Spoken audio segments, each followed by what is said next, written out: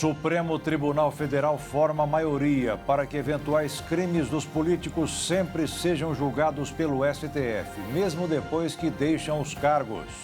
Congresso prepara a derrubada do veto do presidente Lula à saidinha dos presos.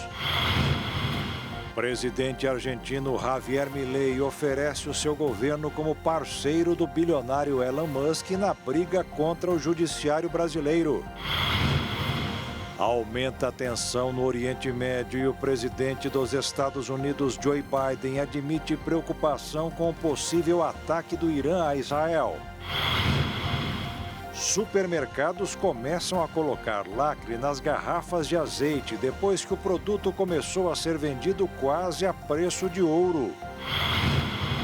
Pesquisa apontou que de cada 10 trabalhadores, 4 evitam ser promovidos para evitar maiores responsabilidades no emprego. Sociedade Brasileira de Cardiologia lançou nova diretriz para medir a pressão arterial e evitar diagnósticos errados de hipertensão.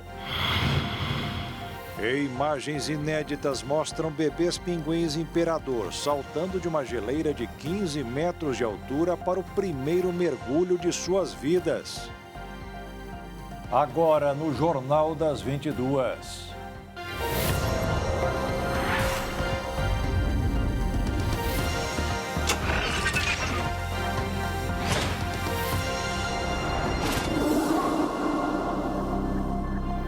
Olá, boa noite. O ministro-chefe da Secretaria de Comunicação Social do Brasil, Paulo Pimenta, defendeu hoje o veto do presidente Lula ao projeto aprovado pelo Congresso sobre a saidinha de presos. Segundo ele, o que mudou foi apenas a autorização para visita às famílias em datas comemorativas. A declaração foi dada um dia depois dos parlamentares começarem a articular a derrubada da decisão do presidente. A oposição tem pressa e acredita ser possível incluir a análise do veto do presidente Lula sobre as saidinhas na sessão do Congresso prevista para a próxima quinta-feira. A avaliação é de que o veto será derrubado facilmente pelos congressistas. Não sei o propósito disso. O que, no entanto, sinaliza mais uma vez é o abandono da segurança pública e que nos dá uma missão muito importante aqui dentro desse Congresso. Vou trabalhar com afinco, junto com meus pares, senadores e senadoras, para que nós derrubemos esse veto. Derrubemos esse veto o quanto antes. O veto em questão foi no trecho que trata sobre a proibição de saída do preso para visitar a família, ponto central do projeto de lei. Lula tomou a decisão com base no parecer do Ministério da Justiça, que apontou que a mudança seria inconstitucional. A decisão pelo veto também foi um aceno do chefe do Executivo para a base de esquerda, que é historicamente contrária ao endurecimento penal. Segundo o texto aprovado pelo Congresso, o benefício da saída temporária seria concedido ao detento em regime semiaberto apenas para cursar supletivo, curso profissionalizante, ensino médio ou superior. Até aqui, a Lei de Execução Penal também permite a saída por até 7 dias em 4 ocasiões durante o ano para visitar a família ou participar de atividades benéficas para o retorno ao convívio social. Lula, no entanto, manteve o exame criminológico e o uso das tornozeleiras eletrônicas, além do trecho que proíbe saída temporária para condenados por crimes hediondos, como violência ou grave ameaça, estupro, homicídio, latrocínio e tráfico de drogas. Nós preservamos todas as outras restrições que foram estabelecidas pelo Congresso Nacional, quais sejam a necessidade de exame criminológico para progressão de regime.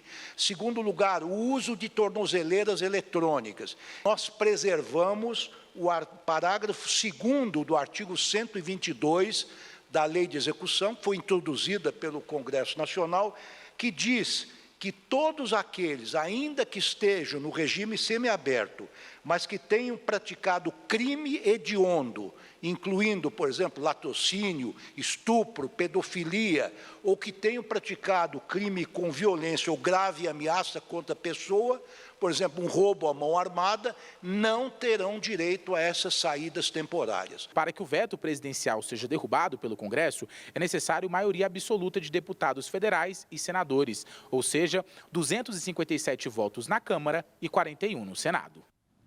A Polícia Civil do Distrito Federal realizou uma operação contra uma quadrilha de hackers suspeita de invadir sistemas do governo e montar um banco de dados com 76 milhões de senhas e acessos de pessoas físicas e do governo.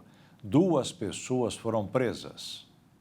Desta sexta-feira, agentes da Polícia Civil saíram às ruas para cumprir mandados de prisão preventiva, temporária e de busca e apreensão em Feira de Santana, na Bahia, Penalva, no Maranhão e em Fortaleza, no Ceará. De acordo com a Polícia Civil, o banco de dados dos criminosos continham senhas privadas e credenciais de órgãos públicos que permitiam acesso a sistemas internos de órgãos como o Supremo Tribunal Federal, Superior Tribunal de Justiça, Tribunal de Justiça do Distrito Federal e do Ministério Público do Distrito Federal. Um dos hackers preso confessou que usava os dados para cometer crimes de extorsão. Além disso, as informações eram vendidas pela internet para outros criminosos. Segundo a polícia, o hacker mais importante do grupo foi preso em 2020 e em 2021 por invadir os sistemas do Tribunal Superior Eleitoral da Polícia Civil, do Ministério Público do Estado de Minas Gerais e do Tribunal de Justiça do Estado de Goiás. Ele é investigado por diversos ataques virtuais em países como República Dominicana, Trindade e Tobago, Argentina, Tailândia, Vietnã e Nova Zelândia. O próprio criminoso confessou que invadiu sistemas de tribunais dos Estados Unidos e da NASA.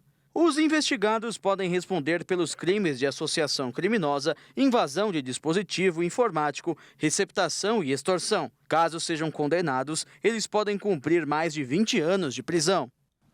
E hoje aconteceu um engano em uma rede de internet do governo de São Paulo. Ao fazer um teste em um site que acabou de ser desenvolvido, foi divulgado sem querer a venda de diversos prédios públicos. O catálogo foi apagado após uma reportagem do site Metrópolis mostrar que entre os imóveis que apareciam à venda estavam edifícios como o Palácio dos Bandeirantes, onde ficam o gabinete e a residência do governador, o quartel da Rota, tropa de elite da Polícia Militar e o Hospital das Clínicas, o maior da América Latina. Os imóveis constavam no portal imóveis.sp.gov.br, que agora consta como em manutenção. Em nota, a Secretaria de Gestão e Governo Digital afirmou que um erro técnico levou ao ar informações descontextualizadas sobre o patrimônio imobiliário estadual. E a polícia divulgou um vídeo que poderá esclarecer as causas do acidente com o ônibus perto da cidade de Teixeira de Freitas, na Bahia, que provocou 9 mortes. Nesta sexta-feira, nossa equipe de reportagem conversou com o delegado responsável pelo caso, que deu mais detalhes sobre a tragédia. O vídeo que chegou até as mãos da polícia foi gravado por um veículo que trafegava atrás do ônibus na mesma estrada. Nas imagens é possível ver o ônibus bem à frente, seguindo no mesmo sentido do motorista que está gravando. Nas imagens seguintes, o caminhão já aparece tombado ao lado da pista. Após assistir às imagens, o delegado contestou a versão apresentada pelo motorista do veículo de que o acidente aconteceu quando ele tentou desviar de um carro que ultrapassava outro veículo. A versão que o motorista apresentou para a gente de que precisou sair para o acostamento para se desviar de um veículo que vinha realizando ultrapassagem na contramão.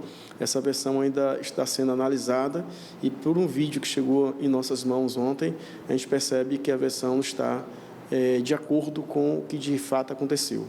Pelo que a gente observa, um veículo que vinha atrás, se a gente puder filmar aqui a tela do computador, esse veículo aqui vinha filmando, esse aqui é o ônibus, está vendo? Esse é o ônibus, essa lanterna aqui, ó, é o ônibus. Quando esse veículo realiza a ultrapassagem, lá, o ônibus vai lá na frente, está vendo aqui o ônibus, aí o ônibus se encontra com esse veículo bem antes do local do acidente, esse é o único veículo que passa, tá? Em sentido contrário, mas foi bem antes. Então, esse veículo que está realizando a filmagem, ele se aproxima, quando ele termina de fazer a curva, o ônibus já está tombado.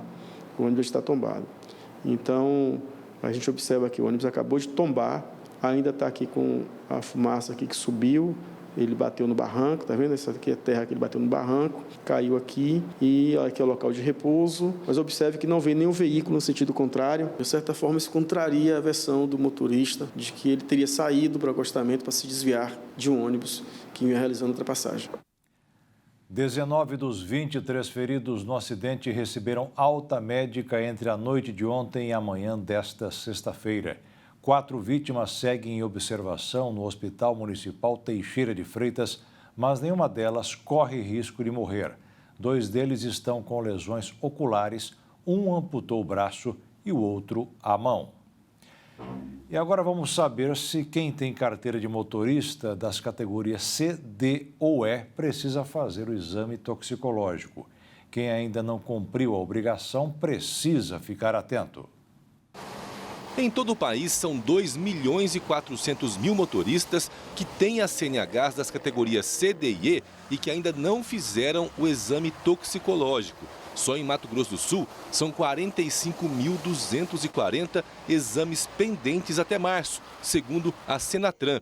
Por chamada de vídeo, a diretora de comunicação da Associação Brasileira de Toxicologia explicou que antes da nova norma, o exame era feito junto com a renovação. Mas agora o prazo diminuiu e todos os condutores de veículos de transporte devem fazer a cada 2 anos e meio. Se não fizerem, a punição é severa. Existe uma penalidade, agora uma multa, que é de R$ 1.467,35 e mais 7 pontos na CNH, pelo simples fato de não realizar o exame. Essa multa ela vai ser disparada pelo sistema do Detran estadual. Então, ele não fez o exame, ele automaticamente é penalizado. Além disso, ele também pode ser pego. Se ele for pego numa fiscalização, ele também pode ter essa multa, a mesma penalidade aplicada.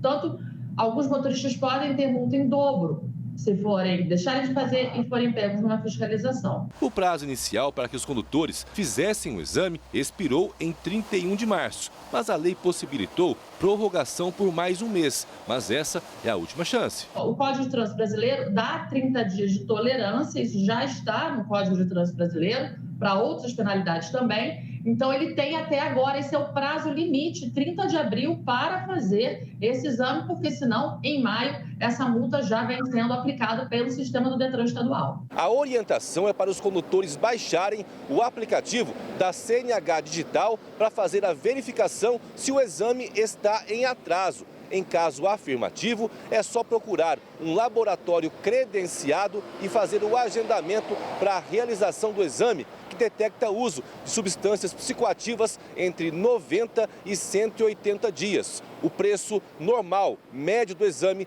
é de R$ 135. A data da coleta já é lançada dentro do prontuário eletrônico dele, que é o Renache, então já fica valendo aquela data, independente do laudo ter ficado pronto, ele já está livre dessa penalidade, fazendo esse exame até o dia 30 de abril. E veja a seguir, Supremo Tribunal Federal forma maioria para que eventuais crimes dos políticos sempre sejam julgados pelo STF, mesmo depois que deixam os cargos. E veja também, supermercados começam a colocar lacre nas garrafas de azeite depois que o produto começou a ser vendido quase a preço de ouro.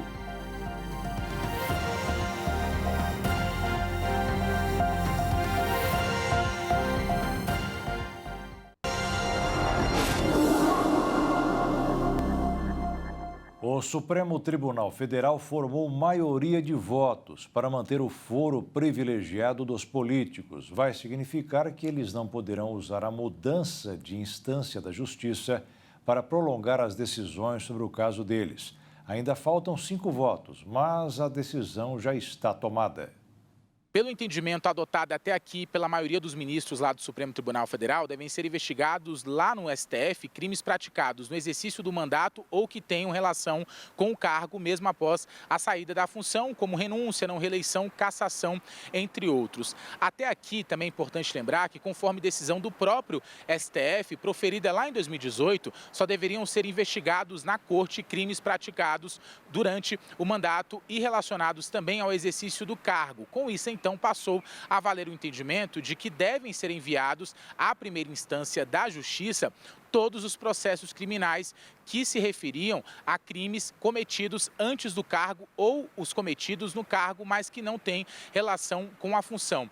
No entanto, o ministro Gilmar Mendes, que é o decano lá do Supremo Tribunal Federal, ou seja, o ministro mais velho, ele propôs uma nova tese afirmando o seguinte, que a prerrogativa de foro para julgamento de crimes praticados no cargo e em razão das funções subsiste mesmo após o afastamento do cargo, ainda que o inquérito ou a ação penal sejam iniciadas depois de cessado o exercício. A gente lembra que agora, o ministro André Mendonça tem até 90 dias para analisar esse caso, esse julgamento que é no plenário virtual lá da Suprema Corte. O ministro das Relações Institucionais, Alexandre Padilha, rebateu nesta sexta-feira as críticas que recebeu do presidente da Câmara dos Deputados, Arthur Lira. Ontem, ele foi classificado como desafeto e incompetente. O presidente da Câmara subiu o tom após ser questionado sobre a articulação de Padilha para que a Câmara mantivesse a prisão do deputado federal Chiquinho Brazão, sem partido, eleito pelo Rio de Janeiro, o que acabou acontecendo na última quarta-feira. Em resposta a Arthur Lira, Alexandre Padilha citou um trecho da letra de uma música do cantor Emicida. Primeiro, sobre competência, eu deixo as palavras do presidente Lula. O presidente Lula, no dia de ontem, já falou sobre isso. Sobre o resto das palavras, sinceramente, eu não vou descer a esse nível. Eu sou filho de uma alagoana arretada que sempre disse, meu filho, se um não quer, dois não brigam. Eu aprendi a fazer política com o presidente Lula, política com civilidade. Eu vejo a relação do governo executivo com o Congresso Nacional como uma dupla de sucesso que nós fizemos no ano passado. Queremos repetir esse sucesso, não tem qualquer tipo de rancor. Sobre rancor, a periferia da minha cidade produziu, a periferia da minha cidade de São Paulo produziu uma grande figura, o Emicida, que diz, mano, rancor é igual tumor, envenena a raiz, quando a plateia só deseja ser feliz. O presidente da Câmara conseguiu que levassem ao presidente Lula críticas sobre o trabalho do ministro, como promessas não cumpridas de nomeações em estatais e liberações de emendas. Em fevereiro, Padilha chegou a negar um clima de tensão entre o Palácio do Planalto e o Congresso. Segundo Padilha, Lula tem muita certeza de que o governo terá um ambiente positivo no Senado e na Câmara. Mas, dias antes, durante a abertura do ano legislativo, o presidente da Câmara mandou um recado ao Planalto para lembrar que o orçamento não é só do Executivo, mas de todos os brasileiros e, por isso, não pode ficar engessado por burocracia técnica e por quem não foi eleito. É o caso de um ministro.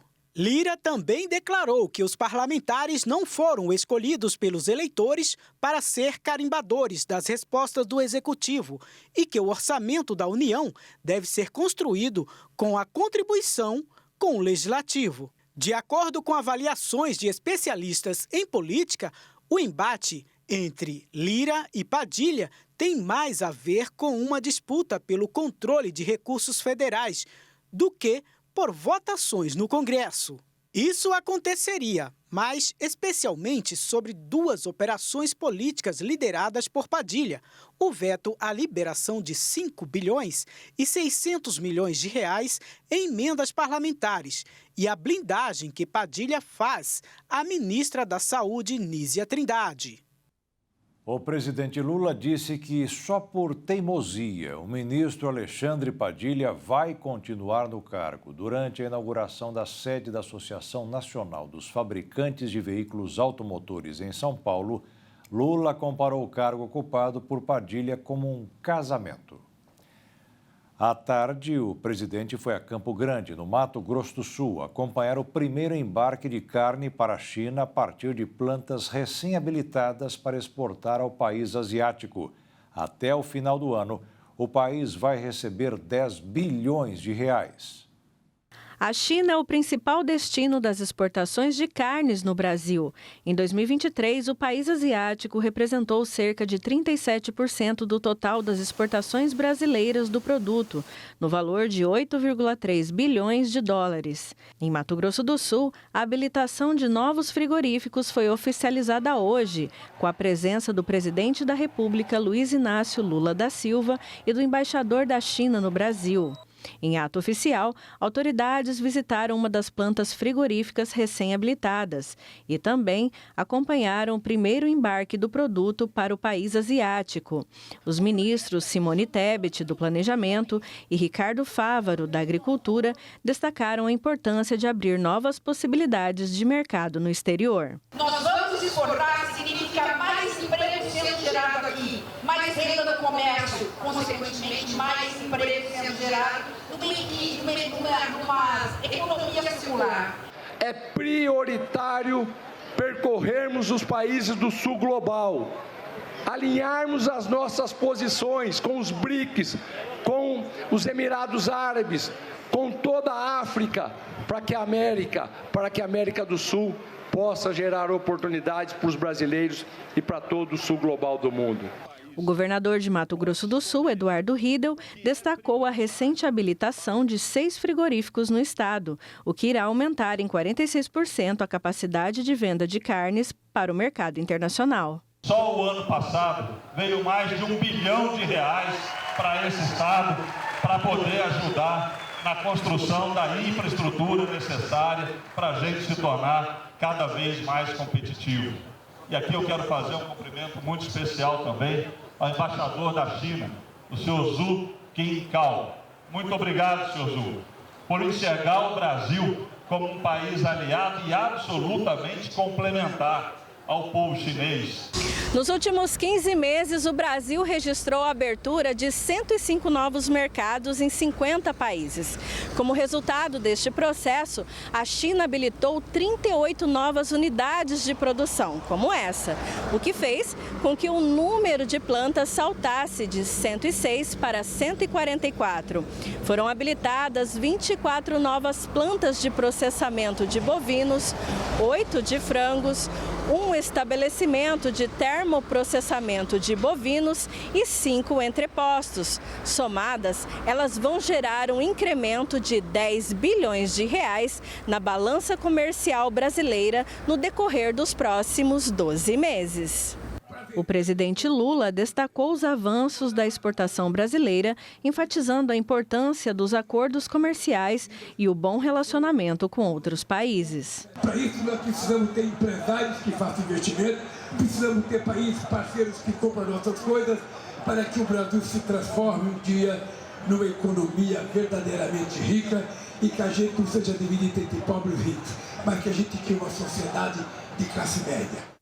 O ex-presidente Jair Bolsonaro processou a União em razão das falas do presidente Lula sobre os móveis do Palácio da Alvorada. Os advogados pedem a condenação por danos morais que teriam sido sofridos por ele e por sua esposa Michele no valor de R$20 mil, além da retratação pública do governo federal por meio dos canais oficiais da presidência e uma nota à imprensa. A defesa do ex-presidente afirmou que o objetivo de Lula era difamar, injuriar e caluniar Bolsonaro e Michele e que o petista destila ódio contra Jair Bolsonaro em todas as oportunidades. A semana terminou com mais um abalo no mercado financeiro. Além da inflação nos Estados Unidos e da preocupação com os juros americanos, a preocupação é com a situação no Oriente Médio, diante do aumento da tensão entre Irã e Israel. Com isso, o dólar subiu mais 0,61% e fechou o dia cotado em R$ 5,12 na venda. A Bolsa de Valores, ao contrário, voltou a cair, desta vez de 1,14% aos 125.946 pontos. O setor de serviços, que é o principal motor da economia, caiu 0,9% em fevereiro. Depois de 3 altas seguidas, o resultado ficou abaixo das previsões do mercado. Este ano, o setor subiu 3,3% e no acumulado dos últimos 12 meses, 2,2%. Das 5 atividades pesquisadas pelo IBGE, apenas uma cresceu, que é a dos serviços prestados às famílias. A alta no preço do azeite de oliva fez o produto virar artigo de luxo no mundo todo. No Brasil, já tem supermercado tratando o produto com muito cuidado. Algumas garrafas, com preço quase 50% mais caro, estão merecendo um lacre de segurança antifurto, como ocorre com alguns cosméticos e até eletroeletrônicos.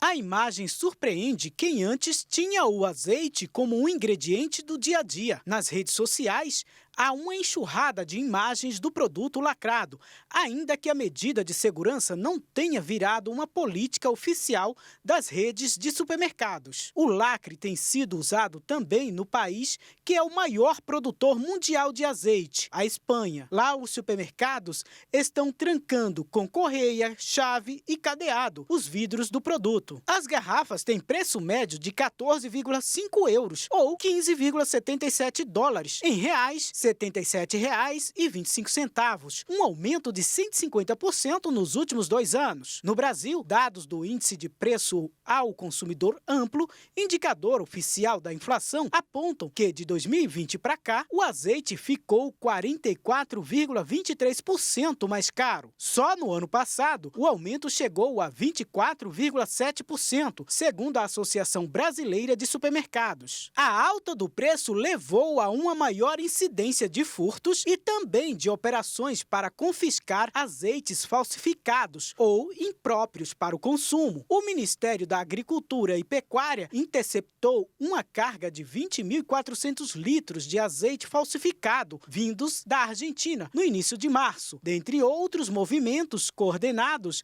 pela pasta. A Polícia Civil do Rio de Janeiro fechou uma fábrica clandestina do óleo de cozinha também no mês passado. A previsão é que o valor não volte aos patamares anteriores tão cedo. E veja a seguir, aumenta a tensão no Oriente Médio e o presidente dos Estados Unidos, Joe Biden, admite preocupação com o possível ataque do Irã a Israel. E veja também, a Sociedade Brasileira de Cardiologia lançou nova diretriz para medir a pressão arterial e evitar diagnósticos errados de hipertensão.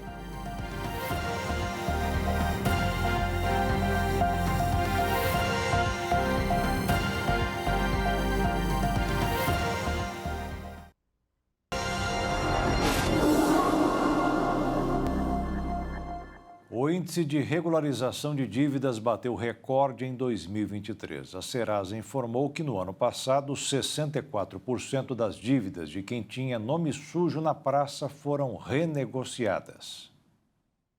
É o maior percentual registrado desde 2017, quando começou a série histórica.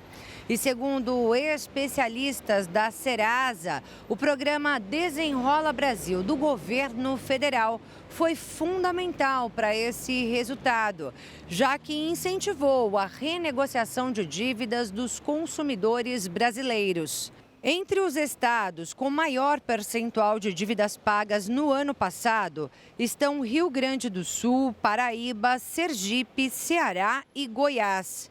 76% da fila de regularização de contas negativadas tinham valores acima de R$10 mil, a maioria relacionada a financiamentos imobiliários ou de automóveis. Como esses bens podem ser tomados pela instituição credora, essas contas lideraram a lista das dívidas pagas. Portanto, a maior parte das renegociações foram feitas com o setor bancário, que fechou o ano com taxa média de adimplência de 74%. Depois vieram as concessionárias de água, luz e gás, com quase 64%, e o varejo, com 53%. Já as seguradoras tiveram um índice de renegociação em torno de 24%.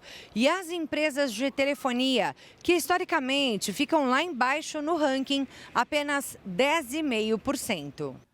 E o dinheiro dos brasileiros seguem esquecidos em instituições financeiras. É o que demonstra a divulgação do Banco Central, onde mostra que a população brasileira ainda não sacou os quase 8 bilhões de reais disponíveis.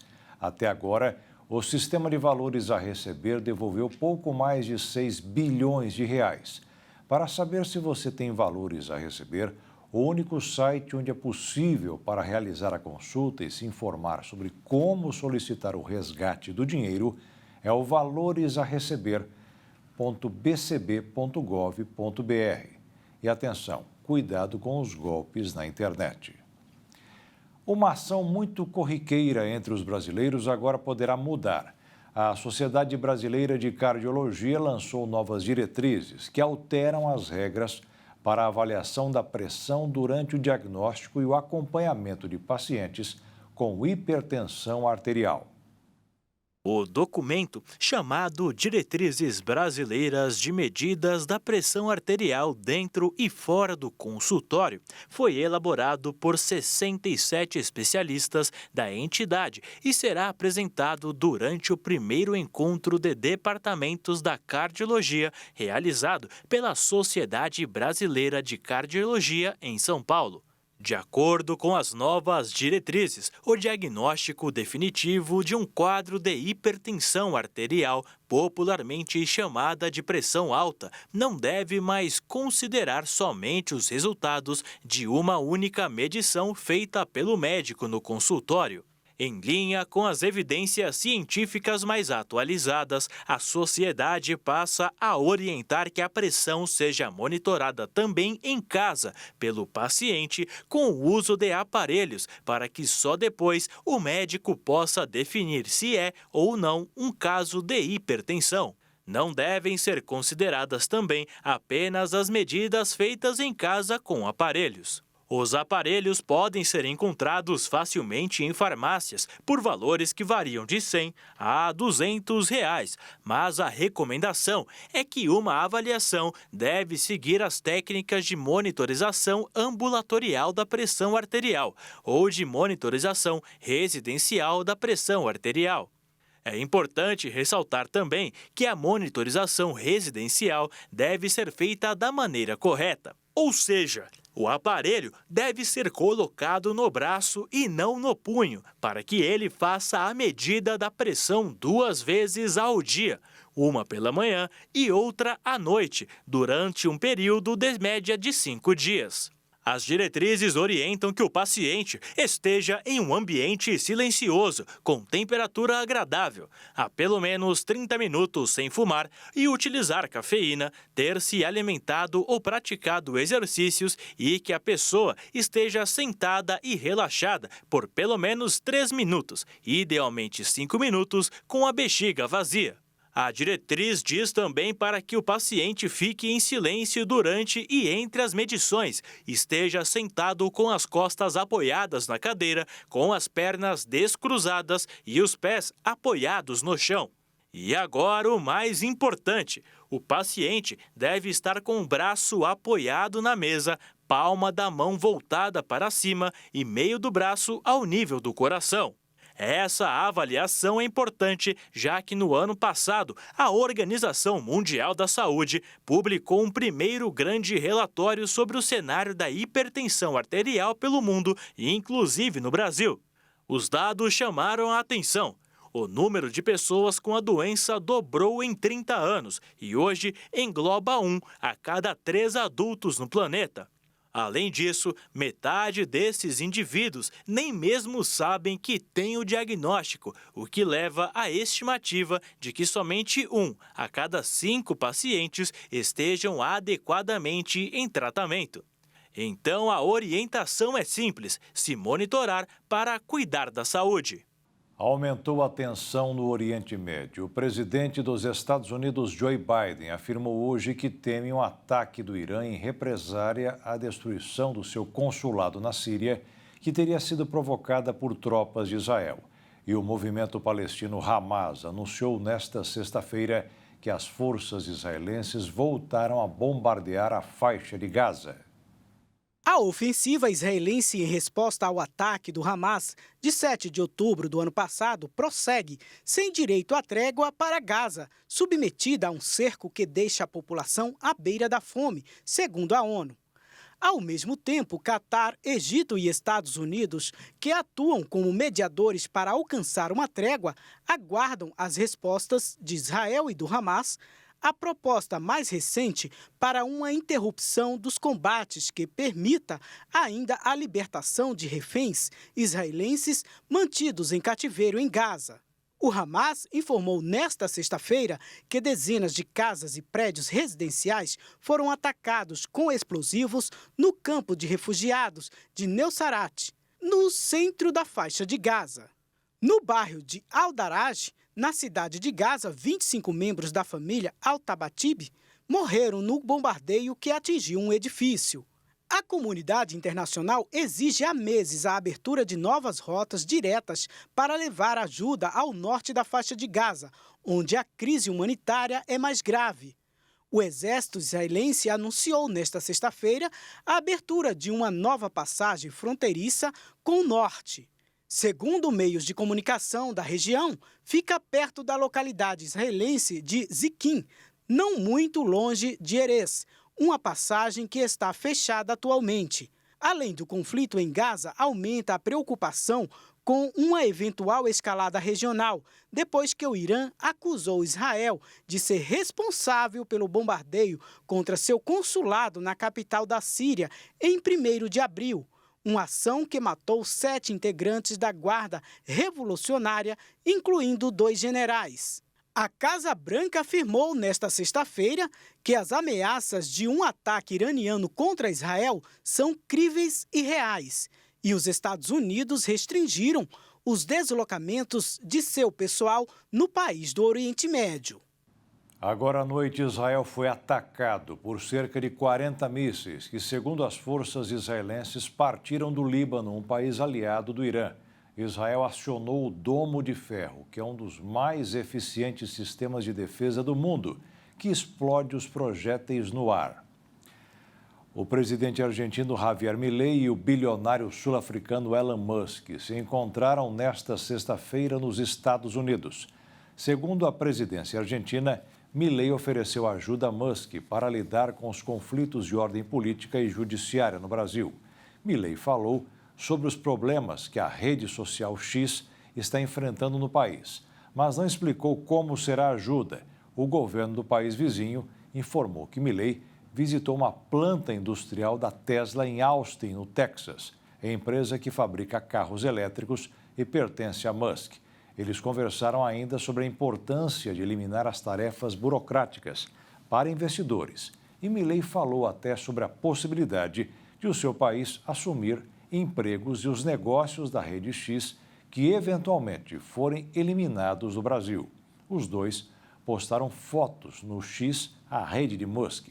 Milei também republicou uma mensagem em que um usuário diz que Musk confirmou que estará na Argentina no segundo semestre deste ano. Foi a primeira vez que o presidente argentino se encontrou com Elon Musk pessoalmente desde que foi eleito no fim do ano passado. Mas eles já vinham trocando elogios e afagos pelas redes sociais. Quase 100 mil pessoas fugiram da região metropolitana da capital do Haiti em consequência da guerra das gangues no país. O número foi divulgado hoje pela Organização Internacional para as Migrações da ONU. E hoje foi criado um conselho governamental no país com o objetivo de restaurar a ordem que vive dias sangrentos e de confrontos armados no Haiti. A formação do conselho foi publicada no Diário Oficial haitiano, um mês depois do primeiro-ministro Ariel Henry renunciar ao cargo em meio a uma onda de ataques de facções criminosas na capital Porto Príncipe. De acordo com a Organização das Nações Unidas, a situação é pior na capital e na região metropolitana, onde as Forças Armadas nem dão conta de tantas hostilidades praticadas pelas gangues de criminosos que há muito tempo lutam para conseguir o direito que acham que têm de ocupar espaço na política do Haiti. E veja a seguir um alerta da natureza. Corais da costa brasileira passam por uma fase de branqueamento, que significa que estão ficando fracos ou morrendo. E veja também, imagens inéditas mostram bebês pinguins imperador saltando de uma geleira de 15 metros de altura para o primeiro mergulho de suas vidas.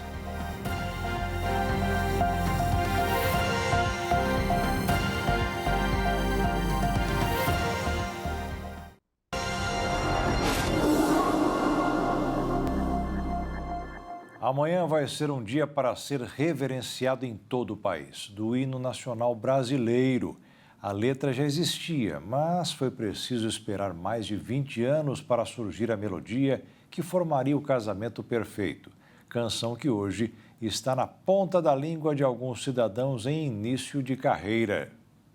Ouvira do Ipiranga as margens plácidas de um povo herói cobrado e retumbante.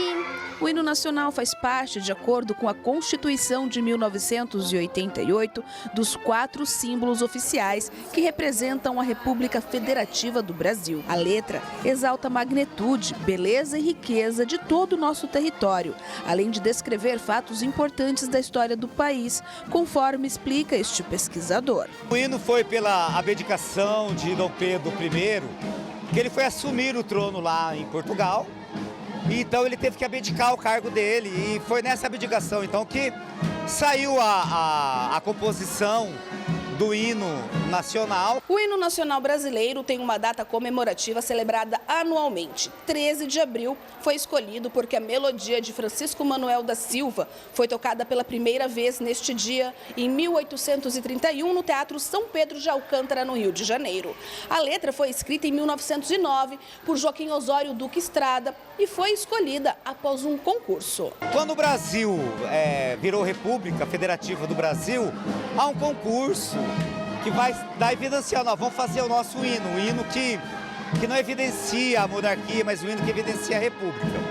E aí houve um vencedor, só que o hino nacional ele continuou cantando, ele já havia uma certa identidade, um certo pertencimento com esse hino, que em todos os eventos eles tocavam o hino nacional, e aí acabou ficando oficializado então o hino nacional, que depois em 1971 é por lei. Nas atividades oficiais. Nesta Escola Municipal de Dourados, algumas atividades foram preparadas para contar a história da letra e música aos alunos. Em sala de aula, a professora de História ensinou de forma lúdica, com ilustrações, tudo desta tão importante obra brasileira. Como eles são jovens ainda, estão começando ainda, uma maneira que eu encontrei é de trazer o hino ilustrado, né, com ilustrações. Então cada estrofe, né, ele tem uma figura que ajuda na interpretação, porque muitas palavras, né, faz parte do cotidiano dos alunos, né? Então, uma maneira que eu achei foi trazer o hino ilustrado. Eles ficam encantados, né? Querem cantar, aí você tem que ficar, olha, calma, um de cada vez, né?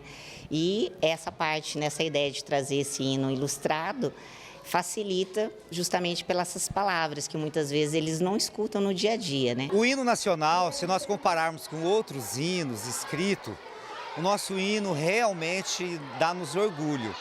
Tanto porque ele exalta, né, a beleza, ele exalta a biodiversidade, ele exalta a extensão territorial brasileira, e com rima, com consoante, são compostos de poemas. Depois da sala de aula, a atividade foi no pátio da instituição, onde os alunos acompanharam a apresentação da banda da 4ª Brigada de Cavalaria Mecanizada do Exército, que tocou o tão esperado hino nacional.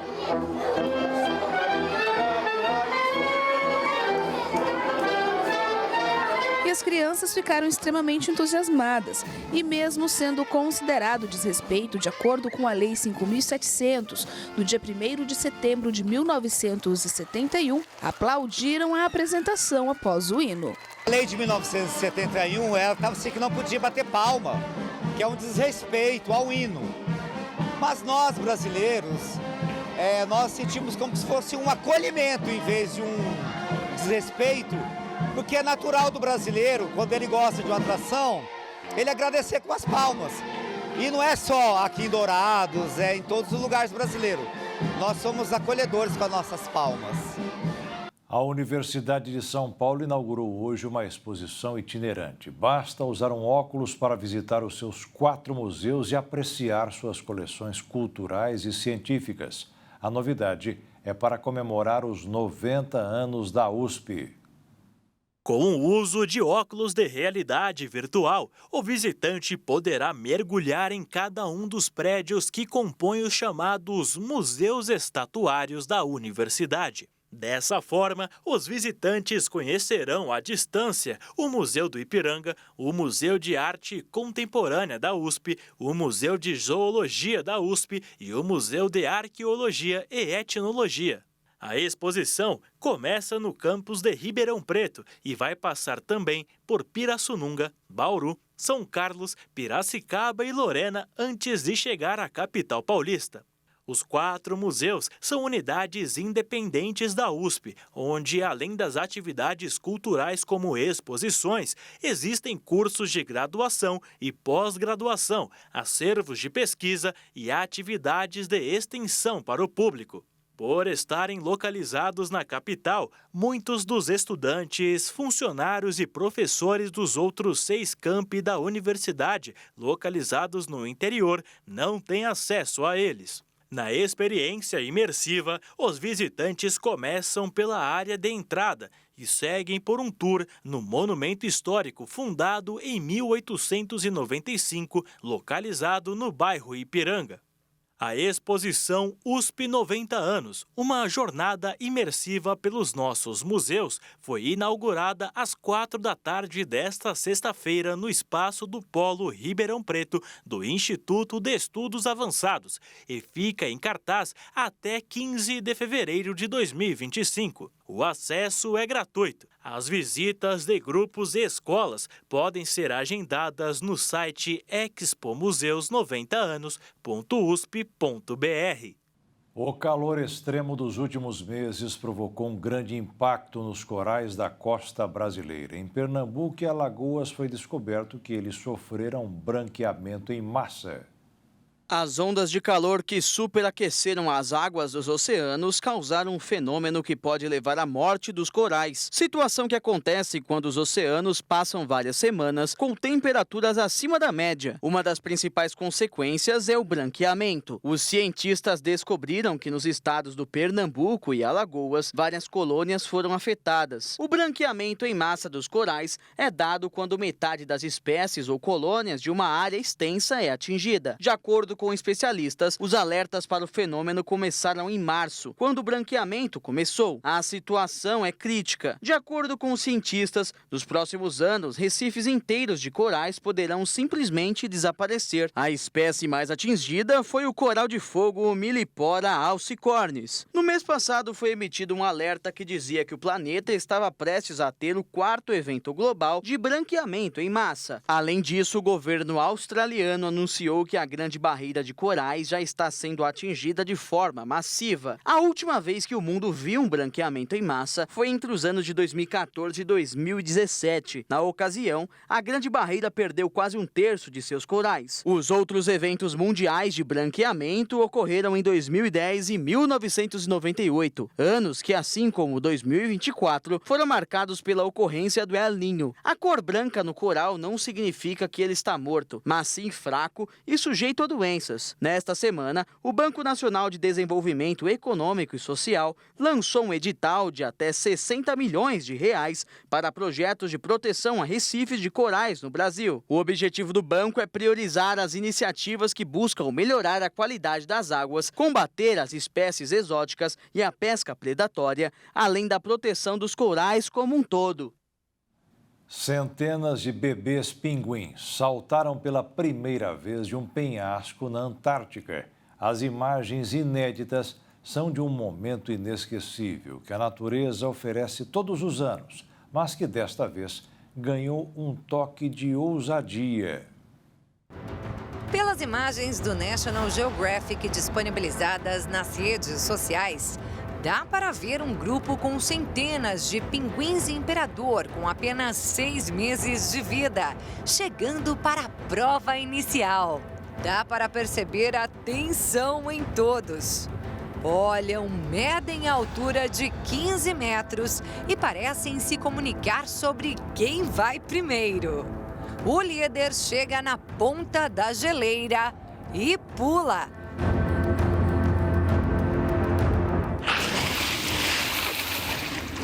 Tudo certo. Começa um nado de costas, indicando aos outros que a água está uma delícia. O segundo mais corajoso mergulha. E aí todos começam a se agitar.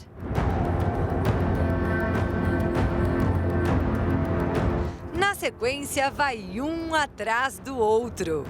O diretor de fotografia do National Geographic, Burt Gregory, que gravou tudo, ficou 2 meses acompanhando os pinguins, que normalmente fazem este ritual chamado de emplumação, de uma altura de no máximo 60 centímetros.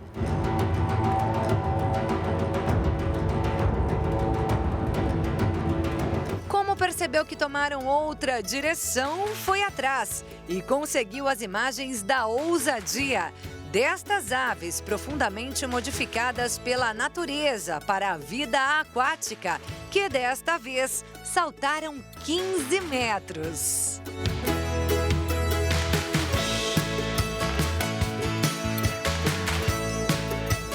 Estes conseguiram habilitação para as Olimpíadas da Natureza.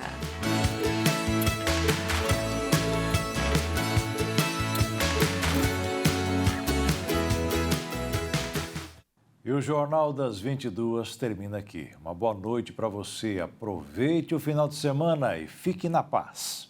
Tchau.